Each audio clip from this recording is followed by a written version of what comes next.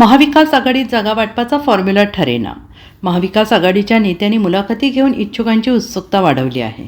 महाविकास आघाडीतील काँग्रेस, राष्ट्रवादी काँग्रेस, शरदचंद्र पवार पक्ष आणि उद्धव सेनेने एकत्र येण्याची तयारी केली आहे.